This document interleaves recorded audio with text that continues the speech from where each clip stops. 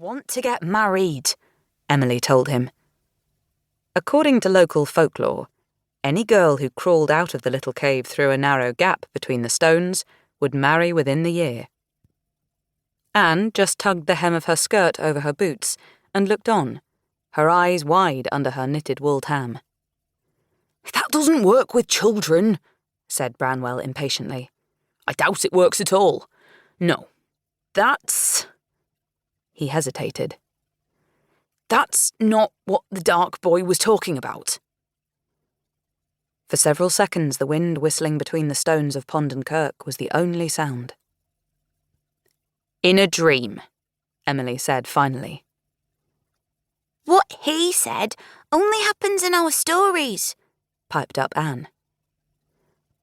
The three children, along with their older sister Charlotte, had for the last several years been making up stories about an imaginary country they called Glasstown, and frequently the plots required that one character or another be restored to life after being killed in an earlier adventure. This afternoon's hike had had the flavour of an enacted scene from their stories. It was only now that they were here, under the shadow of this primordial monument, that Emily seriously considered the supposed purpose of their journey.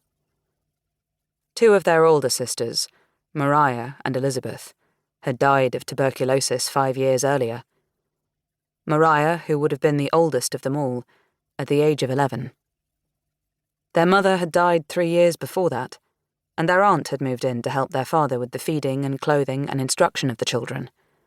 But it had been Maria who became almost a second mother to the others, inventing games and cooking treats for them when they were sick, and telling them stories when it was time for them all to go to bed. The surviving children had mourned Elizabeth, but it was Maria whose absence they still felt every day. Emily carefully shifted around on the slope to look away from Pondon Kirk, down the wide valley that stretched away for miles between moorland hills streaked with green grass and purple heather. Distance and intervening hills made it impossible to see Haworth Church, of which their father was the perpetual curate, and the adjoining parsonage, where Charlotte was no doubt reading to him from Pilgrim's Progress or Paradise Lost, since he was nearly blind with cataracts. This morning, the three girls had been peeling apples at the parsonage kitchen table when Branwell had come clattering downstairs to tell his sisters that he had dreamt of meeting Maria at Pondon Kirk, and that Emily and Anne must accompany him there directly after their midday dinner. Anne had glanced apprehensively at Charlotte, now the eldest, who had frowned at the heathen fantasy. "That's an unwholesome place," she had said, "and Maria is a saint with God now."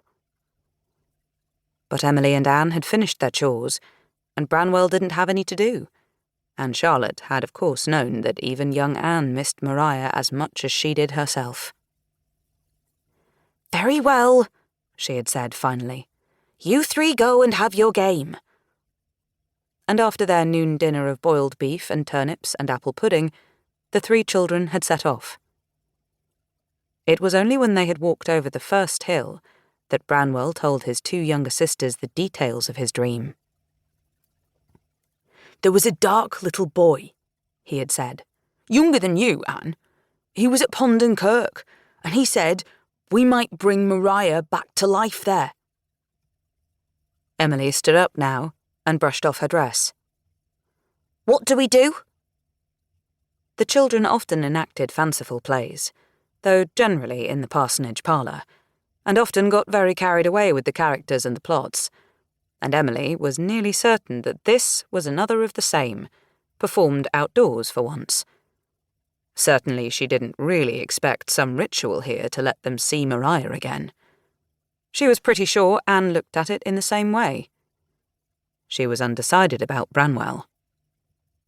He had already resumed climbing toward the foot of the monument, leaning forward to grip firmly seated stones, while his scrabbling boots found purchase against woody clumps of old gorse. He looked back over his shoulder and gave a jerky nod. "In the dream," he called, "the three of us—" "You saw us here." Anne got to her feet. "Not Charlotte?"